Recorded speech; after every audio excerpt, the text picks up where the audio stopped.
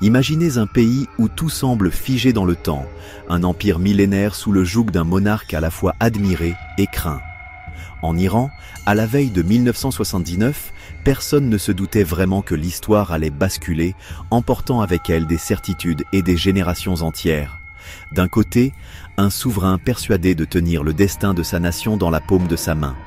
De l'autre, une foule silencieuse, rongée par l'injustice, la peur et l'espoir d'un changement impossible.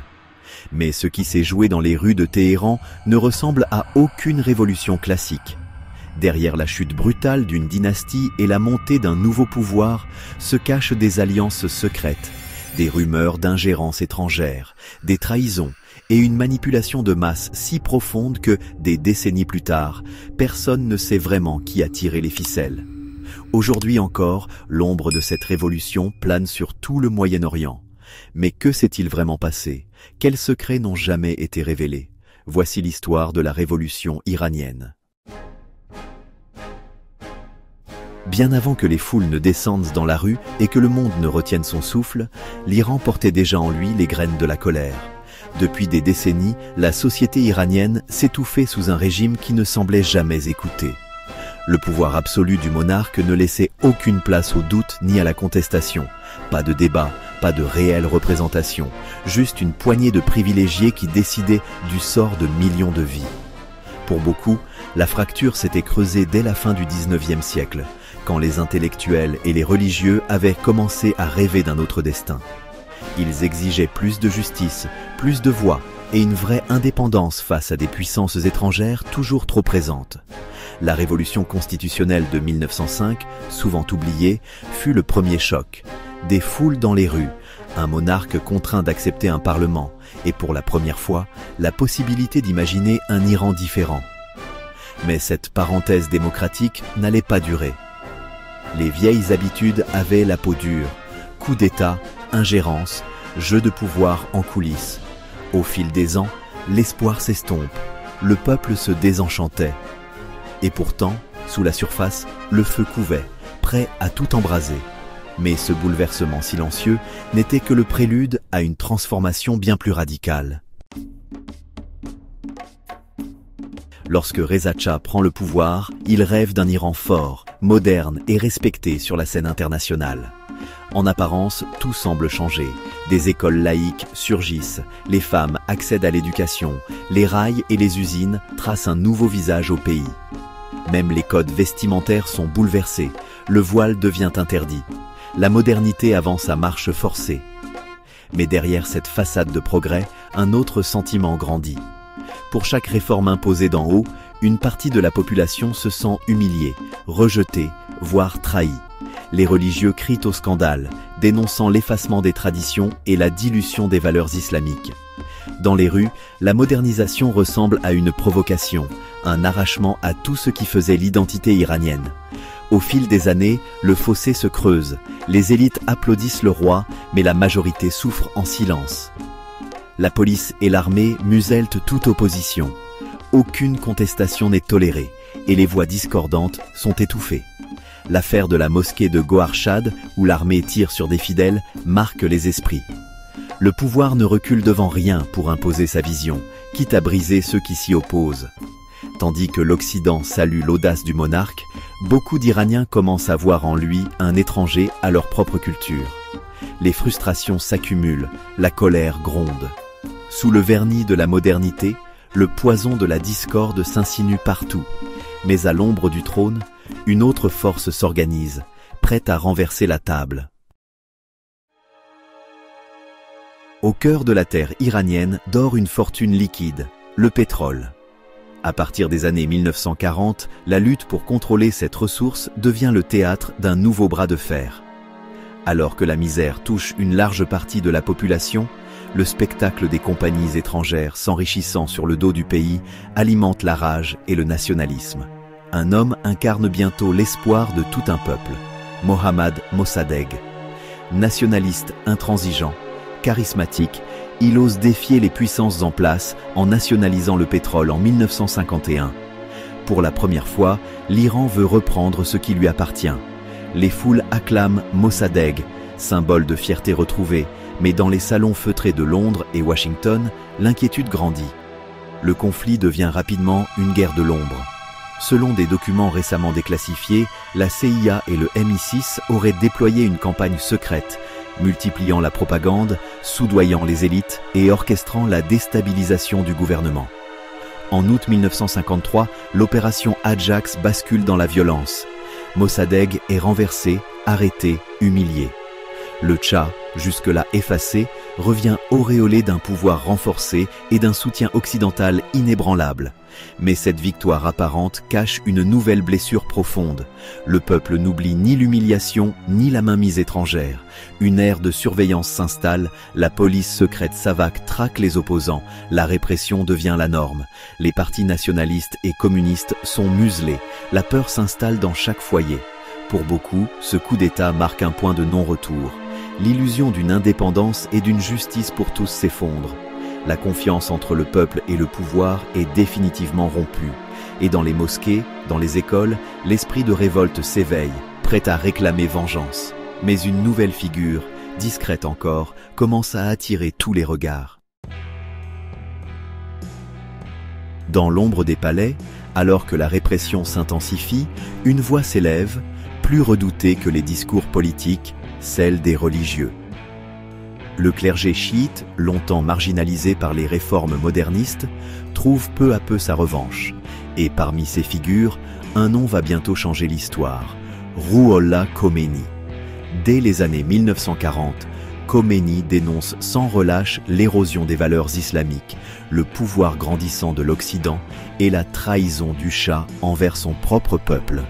Son livre, Kashf al-Asrar, Secret dévoilé, circule sous le manteau, attisant la méfiance envers le régime et rallumant la flamme de la foi.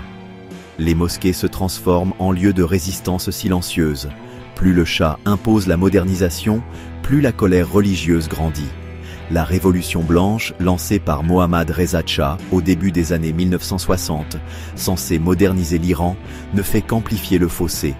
Réforme agraire, droit de vote aux femmes, ouverture aux non-musulmans. Ces mesures, jugées scandaleuses par le clergé, sont perçues comme une agression culturelle.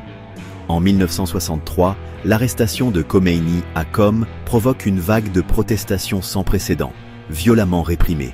Mais loin de briser la contestation, la prison et l'exil ne font que renforcer le mythe du religieux rebelle. Depuis son exil, d'abord en Turquie puis en Irak, Khomeini continue à diffuser ses idées. Des cassettes circulent clandestinement. Des sermons traversent les frontières. En parallèle, des groupes de guérilla se créent dans la jeunesse.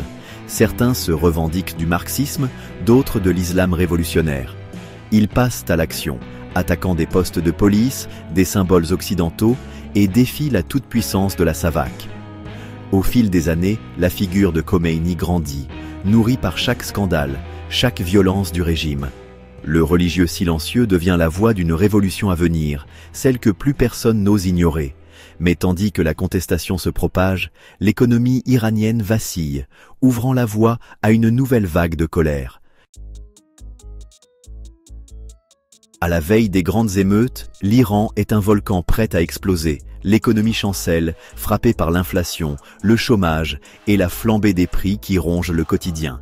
Le rêve de prospérité promis par le Shah se transforme en cauchemar pour la classe moyenne, tandis que les inégalités se creusent. Le pétrole, censé être une bénédiction, devient le symbole d'un pays spolié, où les profits s'évaporent dans les poches des puissants et des étrangers.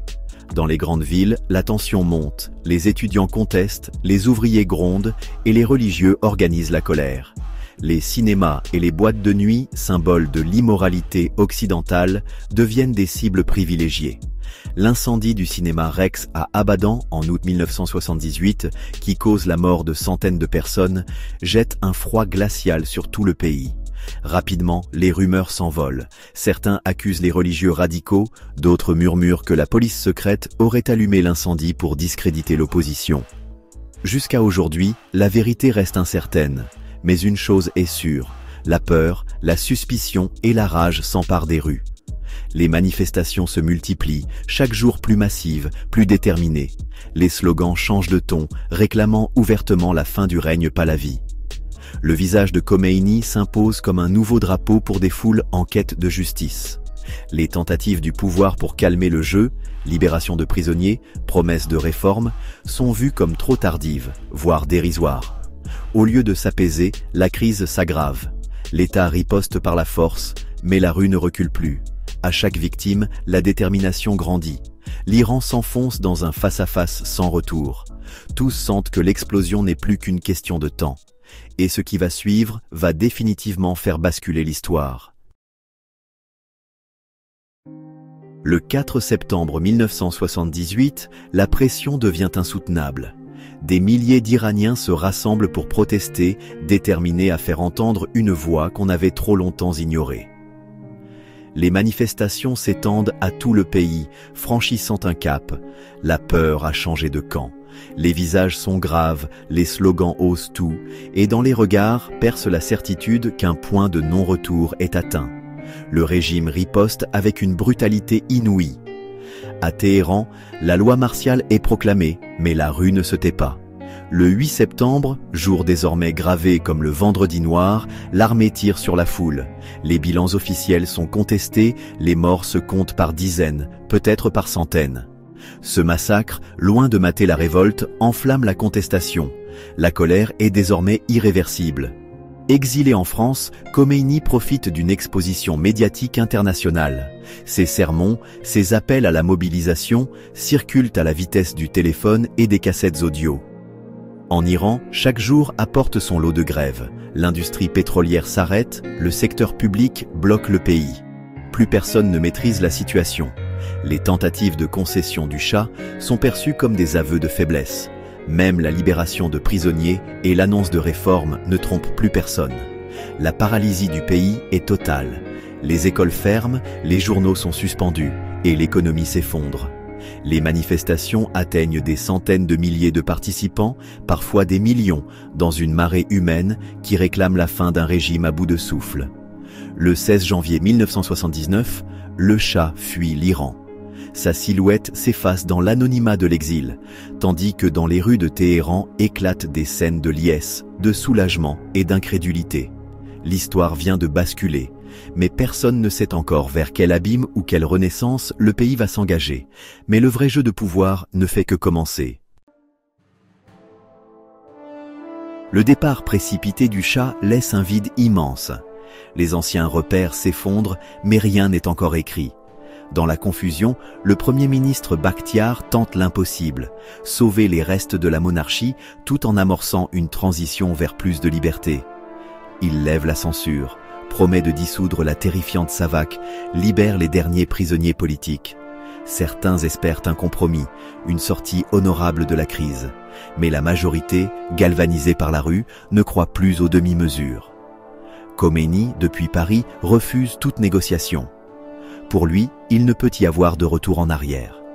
Le 1er février 1979, son avion atterrit enfin à Téhéran. Une marée humaine l'accueille.